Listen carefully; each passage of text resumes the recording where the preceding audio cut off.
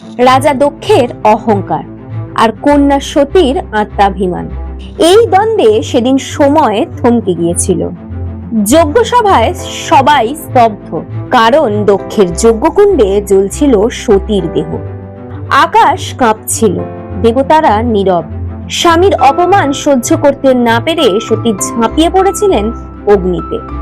আর মহাদেব, সৃষ্টির সংহারক, ত্রিলোকেশ্বর, তিনি ভেঙে পড়েছিলেন কান্নায়, এক প্রেমিকের মতো। কে জানতো ব্রহ্মাণ্ডের সবচেয়ে পবিত্র প্রেম কাহিনীর এমন ভয়ঙ্কর পরিণতি হবে। কিন্তু এটা শেষ ছিল না, এটা ছিল এক অমর প্রেমের পুনর্জন্ম। আর সেই মহামিলনের সূচনা, যার উপর দাঁড়িয়ে রয়েছে সমগ্র সৃষ্টি। নমস্কার, আমি ইপ্সিতা, আর আপনারা দেখছেন এপিক ফোর্ট্রেলস। সামনেই মহাশিবরাত্রি, শিব ও পার্বতীর দিব্য বিবাহের রাত্রি। আজ জানবো সতীর মৃত্যুর পর কিভাবে শুরু হলো শিব ও পার্বতীর পুনর্মিলনের কাহিনী। এক প্রেম যা কঠিন পরীক্ষা, ত্যাগ ও তপস্যার মধ্যে দিয়ে অমর হয়ে উঠেছিল। সতীর মৃত্যুর পর শিব শোকে উন্মত্ত হয়ে সতীর দেহ কাঁধে তুলে এক রুদ্র তাণ্ডব শুরু করলেন। সৃষ্টি রসাতলে যেতে বসল। আর তখনই জগতের পালনকর্তা বিষ্ণু সৃষ্টিকে বাঁচাতে তার সুদর্শন চক্র দিয়ে সতীর দেহ খণ্ড খণ্ড করে ফেললেন। শোকস্তব্ধ শিব সংসার ত্যাগ করে কৈলাসে গিয়ে এক গভীর ধ্যানে লীন হয়ে গেলেন। এদিকে অসুর লোকে জন্ম নিল এক ভয়ঙ্কর অসুর, তারকাসুর। তপস্যা করে সে ব্রহ্মার কাছ থেকে বর পেল তার মৃত্যু হবে কেবল শিবের পুত্রের হাতে। দুষ্ট তারকাসুর জানতো শিব সংসার ত্যাগী, সতীর বিরহে তিনি আর কখনোই বিবাহ করবেন না। ফলে সে অজেয় হয়ে উঠল। 3 লোকে অরাজকতা ছড়িয়ে পড়ল।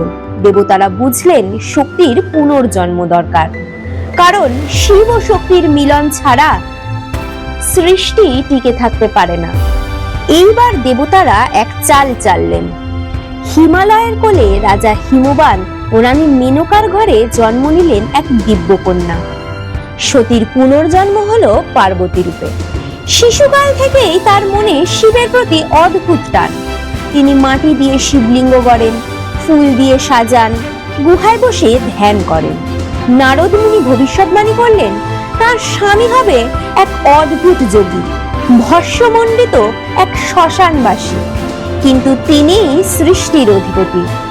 পার্বতী বুঝলেন তার জন্মের উদ্দেশ্য মহাদেবকে পুনরায় অর্জন করা। যৌবনে পৌঁছে তিনি প্রাসাদ ছেড়ে হিমালয়ের এক নির্জন গুহায় কঠোর তপস্যায় মগ্ন হলেন, এই সাধনা মহাদেবকে পাওয়ার। যুগের পর যুগ পেরিয়ে গেল, কিন্তু মহাদেবের ধ্যান ভাঙল না। অবশেষে মহাদেবের ধ্যান ভঙ্গ করতে, তার মনে কামনা জাগাতে দেবতারা পাঠালেন স্বয়ং কামদেবকে। কামদেব ছুড়লেন তার পুষ্পবাণ। ক্রুদ্ধ শিবের তৃতীয় নয়ন খুলে গেল, আর এক আগুনের জ্যোতিতে কামদেব ভস্ম হয়ে গেলেন।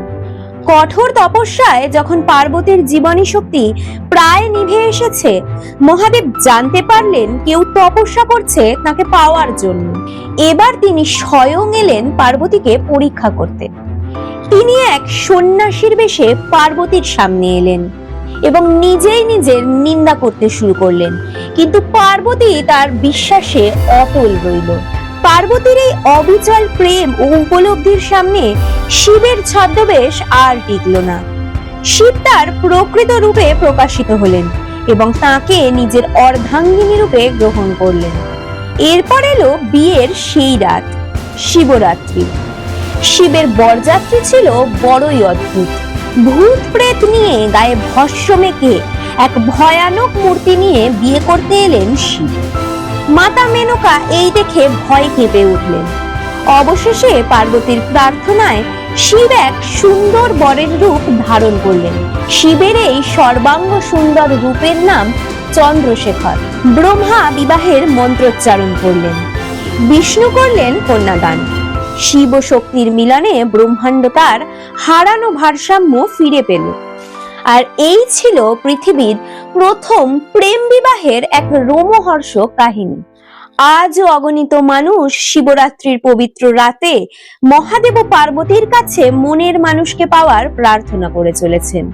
কারণ এই কাহিনী শুধু দেবতার নয়, এই কাহিনী বিশ্বাসের, অপেক্ষার আর এমন এক প্রেমের যা জন্ম জন্মান্তরেরও ঊর্ধ্বে উঠে গেছে।